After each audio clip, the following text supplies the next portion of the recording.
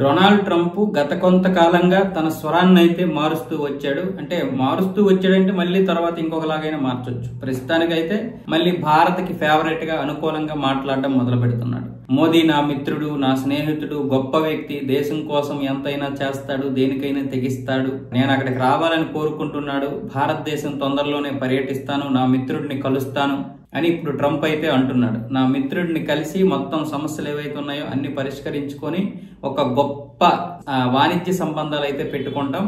అలాగే నా మిత్రుడు నా మాట ప్రకారం రష్యా దగ్గర చమురు కొనడం కూడా ఆపేశాడు అంటూ ట్రంప్ అయితే మీడియా సమావేశంలో మాట్లాడడం జరిగింది. దాని గురించి ఇంకా అమెరికా వర్గాలు అయితే సానుకూలంగానే స్పందించే మా అధ్యక్షుడు భారత్ పర్యటించే అవకాశం అయితే ఉందని చెప్తున్నారు. కానీ ఇటు నుంచి భారత్ మాత్రం ఏ విధంగా కూడా స్పందించలేదు. ఆయన వస్తాడు అంటే బహుశా ఎవరు వద్దనరు, కానీ భారత్ దౌత్యవేత్తలు కావచ్చు లేదా విదేశాంగ శాఖ కావచ్చు ఇంతవరకు స్పందించలేదు. మరి